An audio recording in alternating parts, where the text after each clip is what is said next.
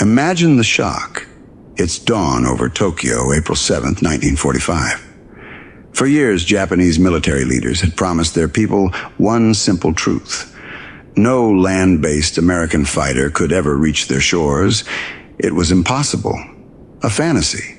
But as over 100 Japanese pilots scrambled into the sky that morning, they saw something that defied all logic. A swarm of P-51 Mustangs 750 miles from the nearest American runway. What they were seeing wasn't just a plane, it was a ghost, and it carried a message that would shatter an empire. How did America pull off the impossible? The answer wasn't just one single breakthrough, but a series of secrets in the engine, in the very shape of its wings, and in the spirit of the men who flew them, that Japan never saw coming. This wasn't just another battle. This was the moment the war in the Pacific changed forever. And the story of how it happened is a testament to what a nation can do when it puts its mind to something.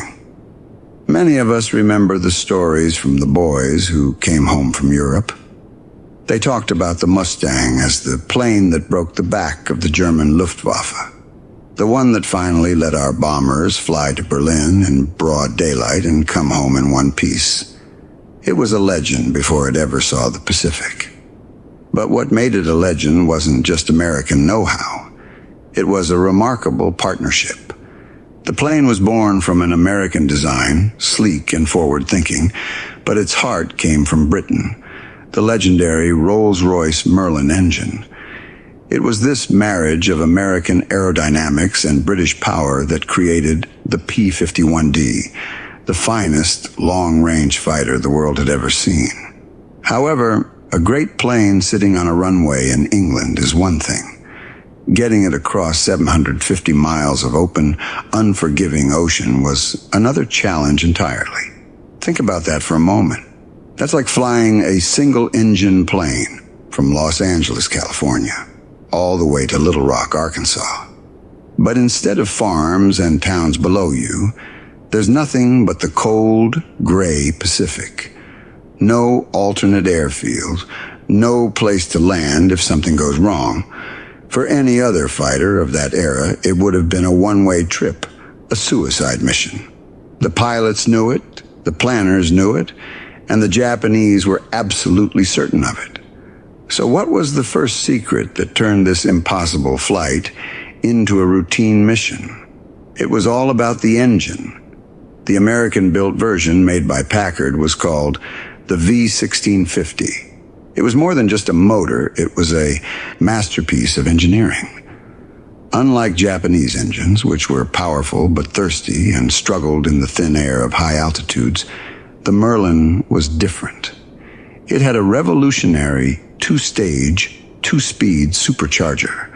Now that might sound like a mouthful, but think of it like a person's lungs.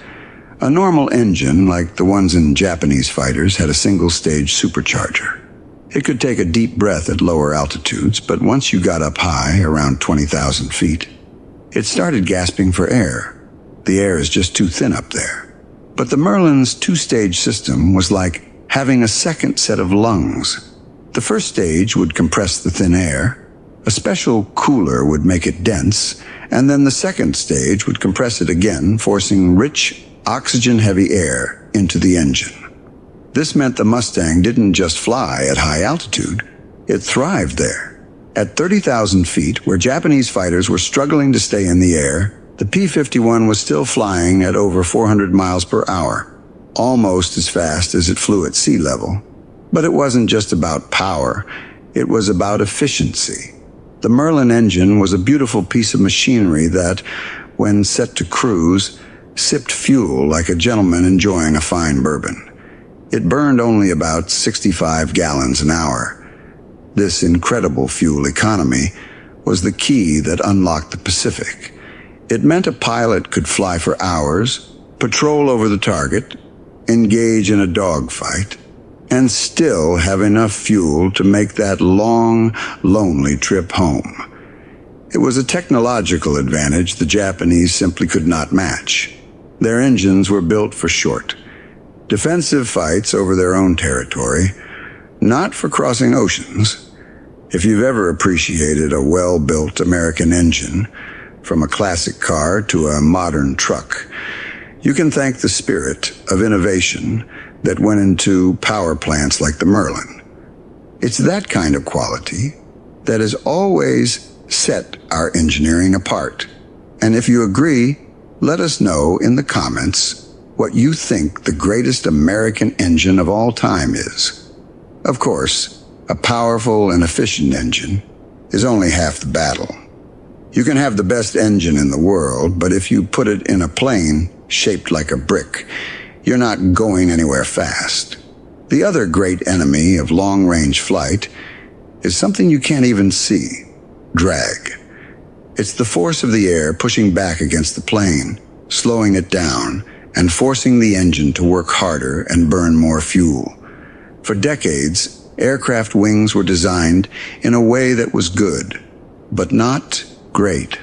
The air would flow smoothly over the front of the wing, but about halfway back, it would start to get turbulent, creating a wake of swirling air that held the plane back, just like the wake behind a boat. This is where the second secret of the Mustang comes in, a piece of pure American genius from an aerodynamicist named Edgar Schmood. He designed something called the laminar-flow wing. It was a radical new shape. Instead of being thickest near the front, it was thickest about halfway back. The result was almost magical. The air flowed smoothly, or laminar, over a much greater portion of the wing's surface. Think of skipping a stone across a pond. A flat, smooth stone glides effortlessly across the water. A rough, jagged one tumbles and sinks almost immediately. The laminar flow wing was that smooth stone. It cut drag by an incredible 35% compared to conventional wings of the day. It allowed the Mustang to slip through the air with an elegance and efficiency no other fighter could match. This combination, the powerful, sipping Merlin engine and the slippery, low-drag wing, was the 1-2 punch that made the 1,500-mile round trip to Tokyo not just possible, but routine. It was a level of performance that left Japanese designers, who were still building very good but conventional aircraft, completely in the dust. But it's important to remember the Japanese were not to be underestimated. As our forces pushed closer to the home islands, they introduced a new fighter that, on paper, looked like a real world beater. It was the Nakajima Ki-84, codenamed Frank by the Allies. This plane was fast, highly maneuverable, and armed with heavy cannons that could tear a B-29 apart with just a few hits. Some reports claimed it could even outclimb and outturn the Mustang at certain altitudes. For a moment, it seemed as if America had finally met its match in the sky. Was this the plane that could finally stop the Mustang and turn the tide of the air war? The hard truth, however, lay not on the drawing board, but on the factory floor. While the Ki-84 was a brilliant design, Japan in 1945 was a nation on its knees. Years of war had drained its resources, and constant B-29 raids had shattered its industrial capacity. The difference between the two nations' approach to manufacturing became a deciding factor in the war. Think of it like this. Every P-51 Mustang that rolled off the line in California or Texas was like a brand new Cadillac from a Detroit factory. Every part was precision-made, interchangeable, and built to last. The quality control was relentless. You knew that the 1,000th Mustang would perform exactly like the first. American industrial might was in full swing, with factories running 24 hours a day. At its peak, a new Mustang was completed every single hour. In stark contrast, the Japanese Ki-84 was like a car cobbled together from a junkyard. The design was good, but the materials were not. They lacked high-quality steel, so the landing gear struts, not properly heat-treated, would often buckle on landing, wrecking a plane Japan couldn't afford to lose.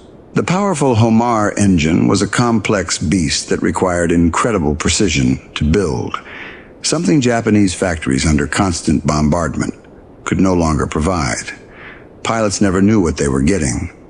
One Ki-84 might be a world-class fighter, while the next one off the same assembly line might have an engine that would seize up in a climb or wings that couldn't handle a high-speed dive.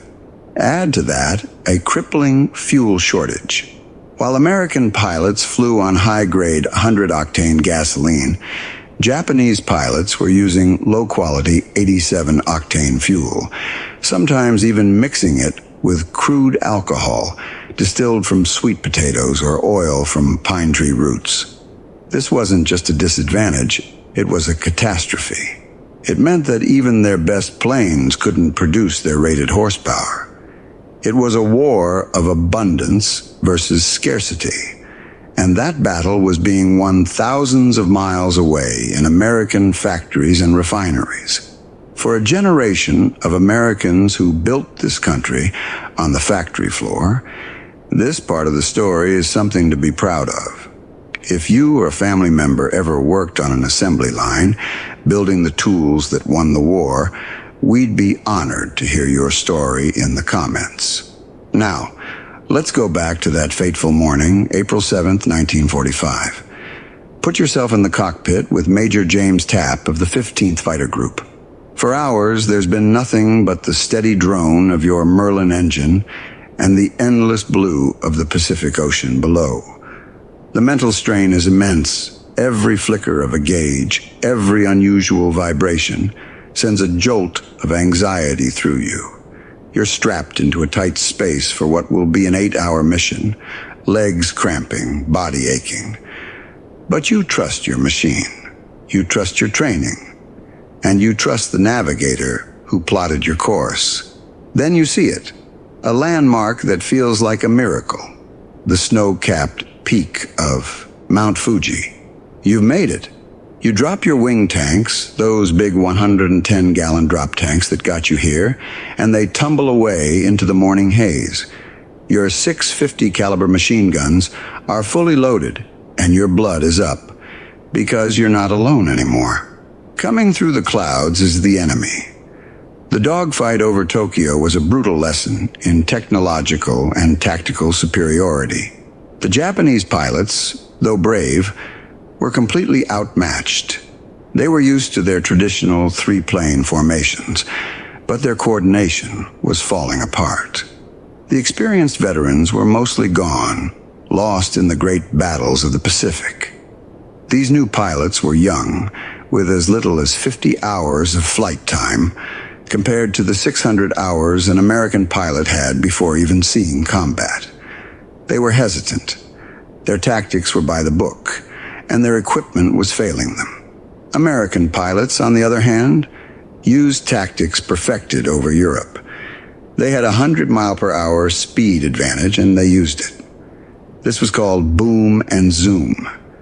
They would dive from above, their 650 caliber Brownings spitting fire at 80 rounds per second, make a single devastating pass, and then use their superior engine power to zoom climb back to altitude, far out of reach before the Japanese pilots could even react. Major Tapp described it with cold precision. They were like fish out of water. Their engines smoked and sputtered in the thin air, while the Merlin sang. It was less a dogfight and more a systematic dismantling. The P-51's firepower was overwhelming. Each plane carried nearly 2,000 rounds of armor-piercing incendiary bullets. A short, 1-second burst could shred a fragile Japanese fighter, igniting its fuel tanks and sending it spiraling to the ground. For the Japanese pilots, the shock of seeing the Mustangs was followed by the even more terrifying realization that they couldn't fight them. But the enemy wasn't always another plane. The greatest danger on these very long-range missions was often the Pacific itself, and the unpredictable weather that brewed over it. On June 1st, 1945, a day that came to be known as Black Friday, American forces learned this lesson in the most heartbreaking way possible. Around 150 Mustangs were flying to escort bombers over Osaka. The weather forecast had been clear, but a massive, violent storm front had appeared out of nowhere. It was a wall of black clouds stretching from the sea to 40,000 feet. Inside was a nightmare of turbulence, hail, and zero visibility. Pilots reported seeing St. Elmo's fire, a strange electrical glow dancing on their wings. Their compasses spun wildly. Their artificial horizons, the instruments that tell you if you're flying level, just tumbled, useless. In those terrifying minutes, 27 Mustangs were lost. 24 of them not to enemy fire, but to the storm. Pilots became disoriented and flew into each other, or their planes were torn apart by the turbulence, or they simply got lost and ran out of fuel, forced to ditch in the churning ocean. It was a grim reminder that even with the best technology in the world, these men were pushing the absolute limits of aviation. Every mission was a roll of the dice, a battle against not just the enemy, but against distance, exhaustion, and nature itself. The results of that first mission on April 7th and the missions that followed were staggering. In that first engagement, American pilots were credited with 26 Japanese planes destroyed for the loss of only 2 Mustangs. That's a kill ratio of 13-1. As the weeks went on and American pilots gained more experience over Japan, and as the quality of Japanese pilots continued to decline, those ratios climbed to 20-1 and sometimes even 30-1. The strategic impact was immediate and decisive. Before the Mustangs arrived, B-29s were forced to conduct their bombing raids at night to avoid the worst of the Japanese interceptors. Night bombing was safer, but it was far less accurate. But with the P-51s clearing the skies, the B-29s could now operate in broad daylight. They could fly with precision, systematically taking apart Japan's factories, its oil refineries, and its transportation networks. The psychological effect on the Japanese people was just as devastating. For years, their government had told them that the homeland was sacred and untouchable. Now they could look up during the day and see American fighters roaming freely over their cities, strafing airfields and trains as if they owned the sky. One Japanese ace, Captain Yoshio Yoshida, wrote in his diary about the shattering of their confidence. He said, "The sight of those Mustangs, so confident, so numerous, tells us what our leaders will not.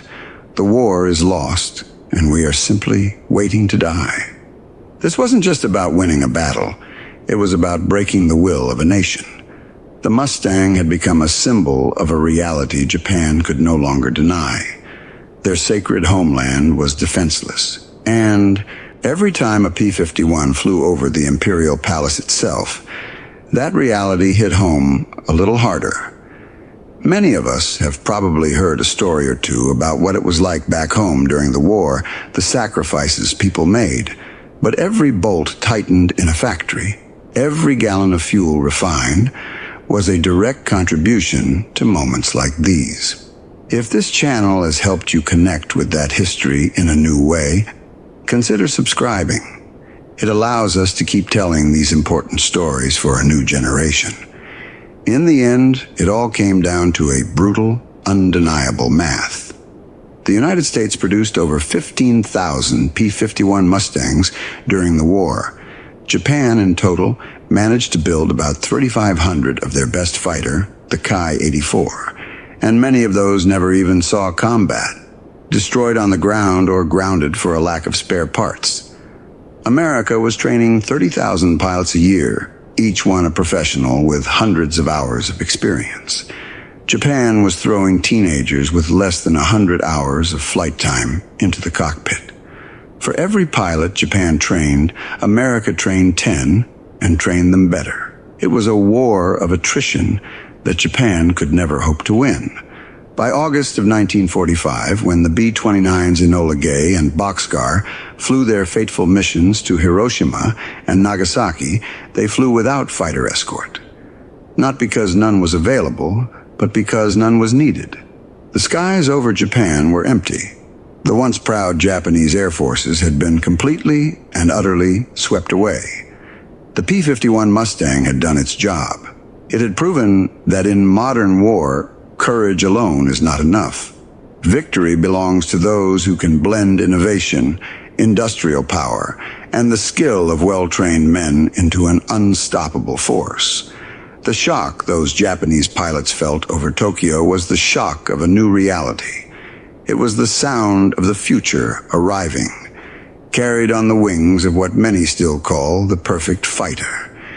It's a legacy of American ingenuity that deserves to be remembered, and a story of the brave men who proved that with the right tool and the right spirit, nothing is impossible. If you found this story as incredible as we do, there are many more like it. You can find another one of our deep dives into the machines that won the war right here on the screen. Thanks for watching, and we'll see you in the next one.